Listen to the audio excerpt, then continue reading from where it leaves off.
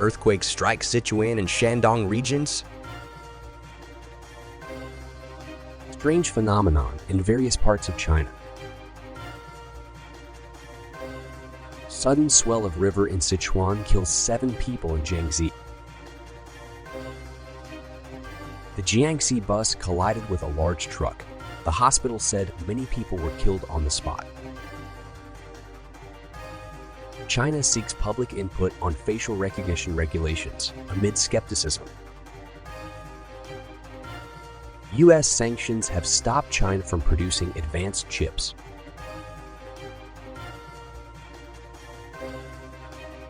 All will be covered today in China Undercover.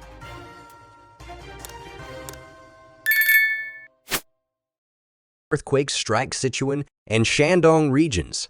On August 9th, earthquakes occurred in Jiangxi County, Yibin City, Sichuan Province, and He City, Shandong Province, respectively. Local internet users reported feeling the tremors. According to the China Seismic Network, an earthquake measuring 3 magnitude struck Jiangxi County, Yibin City, at 4:16 am on August 9th. The quake's epicenter was 8 kilometers deep. Local internet users expressed, "I'm in Jiangxi County and it felt stronger than a magnitude 3, shook me awake. It definitely felt stronger than a 3, quite intense shaking. I felt 2 tremors about 10 seconds apart, thought it was just me imagining things. They shouldn't do shale mining anymore." Additionally, in Luxian County, under the jurisdiction of Lushu City, Sichuan Province, local residents also reported being awakened. Furthermore, the Shandong Seismic Network recorded a magnitude 2.6 earthquake in Mudan District, He City at 3:28 am on August 9th. The earthquake's depth was 10 kilometers. Shandong internet users commented, "Though it's not high magnitude, having earthquakes so frequently in a short time is odd. Why does Shandong experience earthquakes so often? In these end times, there are many natural disasters and man-made troubles. My bed shook a little. There's a sense of shaking on Daxu Road, Mudan District." Some even said, "A magnitude 2.6 earthquake shouldn't be making headlines, right? Wasn't it free? Focus more on flood disasters, relief efforts, typhoon impacts, etc. Have a little more empathy." On August 6th at 2:33 am, a magnitude 5.5 earthquake struck Pingyuan County, Dezhou City, Shandong. The epicenter was 10 kilometers deep. Reports indicated that 126 houses collapsed in the affected area and dozens of people were injured. Many places in North China felt the quake, with internet users in Beijing, Tianjin, and other areas saying they were awakened by it. Strange phenomenon in various parts of China. In recent days, China has been experiencing frequent floods and earthquakes, along with unusual phenomena across various regions.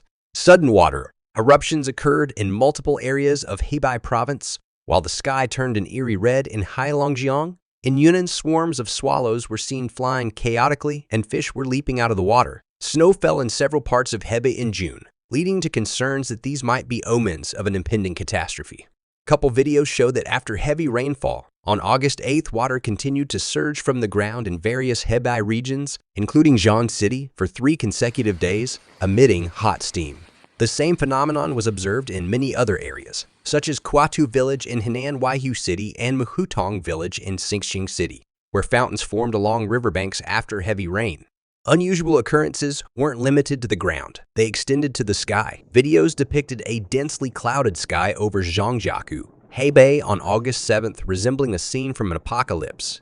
In Daking, Heilongjiang, the sky turned a strange purple-red color at 9:30 p.m. on the same day, leaving residents bewildered. In some parts of Heilongjiang, the night sky wasn't dark but illuminated by a bright blue hue. Similar reports emerged from Shenyang, with people noting that the sky wasn't dark after 9 p.m. This led some netizens to speculate whether these occurrences were related to seismic activity or precursors to a major earthquake. In addition, on the evening of August 8th, thousands of swallows crowded the sky over Jiangxi County, Lijiang City, Yunnan. Earlier on August 6th, a strange sight was observed in Daishu, Shandong, with countless swallows filling the sky at night. Some netizens questioned if this was related to earthquakes.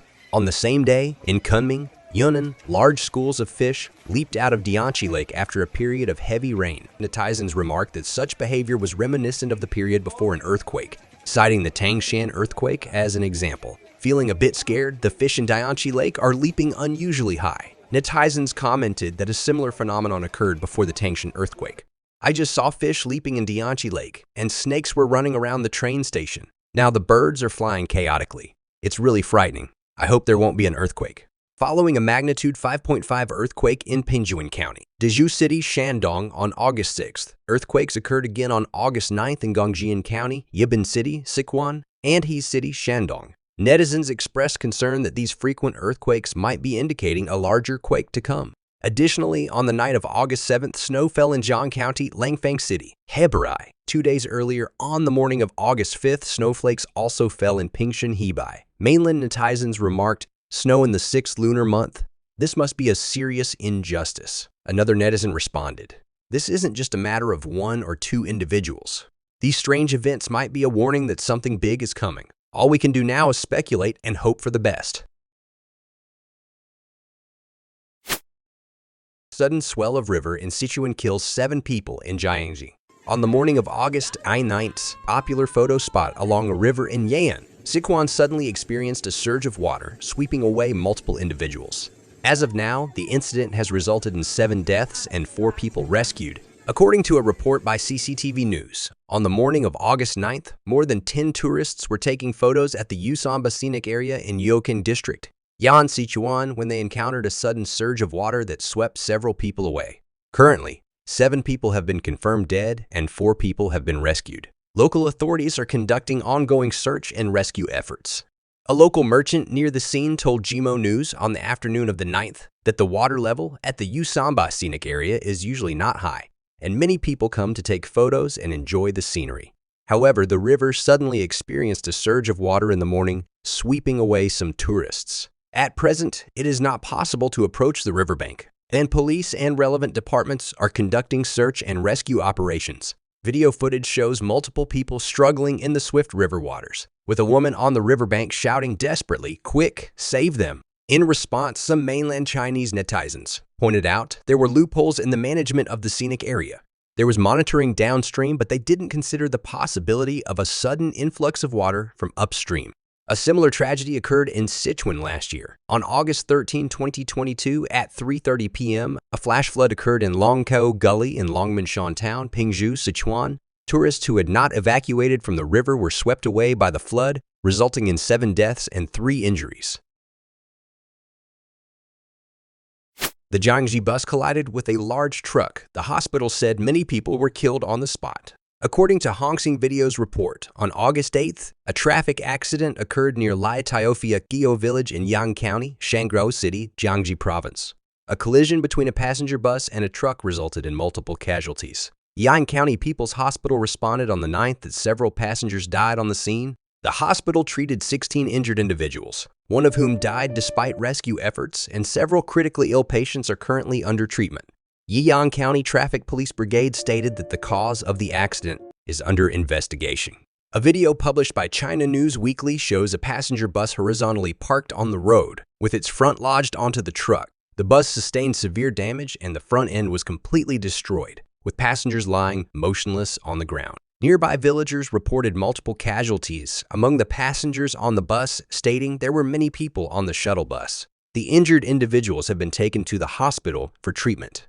Yiyang Public Security Online WeChat official account released a police report on the 9th stating that at 16:01 on August 8th, a collision occurred between a semi-trailer and a medium-sized passenger bus on the 205 road section in Liesho Okieo village, Qigong Town, Yiyang County. The scene resulted in 1 death. 2 individuals died despite rescue efforts after being taken to the hospital. 3 individuals sustained serious injuries and others suffered minor injuries. A similar serious traffic accident had occurred in Jiangxi before. On January 26, 2021, at around 3:47 a.m., a passenger bus carrying returning migrant workers from Ganzhou, Jiangxi, with a registered capacity of 7 people and actual load of 14 people, traveling from Shantou City, Guangdong to Ganzhou, Jiangxi, collided with a forward-moving truck on the same lane in Sichuan County, resulting in 7 deaths and 7 injuries among the passengers on the bus.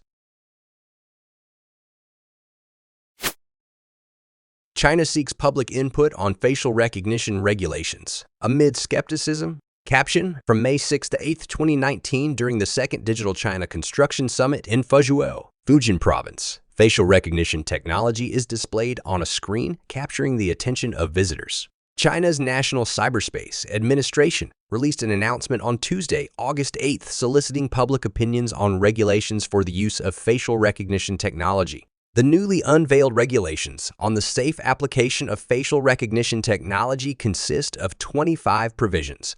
These cover various aspects of facial information usage, data collection scenarios, and oversight measures.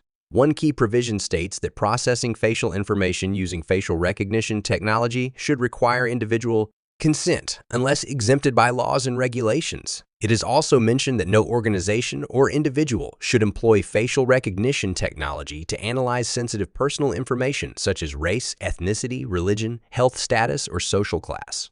However, following this announcement, many people remain skeptical about these regulations. A Twitter user named Glider Dart tweeted that these rules are typically Chinese style, with limitations that don't apply to the government. The government can self-authorize the use of facial recognition at any time for specific purposes and absolute necessity, or exploit the pretext of audits to forcibly share private companies' facial recognition data with the government. It's worth noting that the international human rights organization, Human Rights Watch, pointed out in September of last year that since 2016, the Chinese Communist government has been collecting DNA from ordinary citizens in Tibet on a large scale without their consent or any criminal basis. US sanctions have stopped China from producing advanced chips.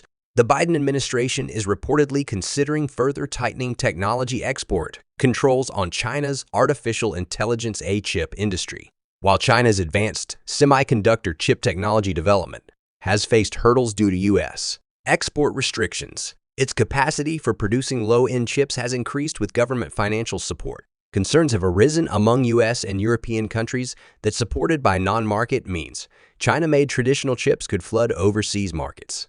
Mike Gallagher, chairman of the U.S.-China Economic and Security Review Commission, and Raja Krishnamurthy, a senior member of the commission, sent a letter to U.S. Secretary of Commerce Gina Raimondo last month.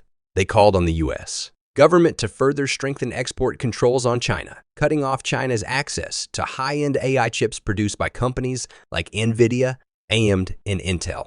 Current U.S. export regulations prohibit the export of advanced chips and chip production equipment to Chinese chip manufacturers with a transmission rate of over 600 GB per second. In response to these control requirements, NVIDIA quickly customized the A800 chip for the Chinese market, capping the data transmission rate at 400 GPR per second instead of the higher-end 600 GB per second A100 chip.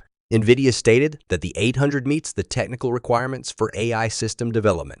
Other U.S. chip companies also hope to tap into opportunities arising from the revival of industries like computers, servers, and 5G communications in China. They are following NVIDIA's approach of tailoring chips for the Chinese market. In July, Intel announced the custom-designed Gaudi 2 chip for AI deep learning in China. AMD also revealed on August 1st that it is considering adjusting the specifications of its chips following NVIDIA's lead. It's expected that it might modify the speed of its latest Mi300 AI chip and may even export its older MIT250 chip to China to comply with U.S. export restrictions. Gallagher and Krishnamurthy stated in their letter that the U.S. export ban's transmission rate requirement should be lowered to prevent Chinese companies from bypassing it through clever engineering. Reuters reported in June that the Biden administration is considering further restricting chip technology exports to China, potentially expanding the scope beyond chip speed. However, this plan has faced opposition from major U.S. chip players. NVIDIA, for instance, warned that it could lead to permanent loss of U.S. industry opportunities in the Chinese market. The big three U.S. chip giants, Intel, NVIDIA, and Qualcomm, sent their executives to Washington in July to lobby U.S. government officials and lawmakers attempting to dissuade the Biden administration from implementing new export restrictions on chip sales to China. And that is today's episode. If you found this video informative, please subscribe and ring a bell to get notification.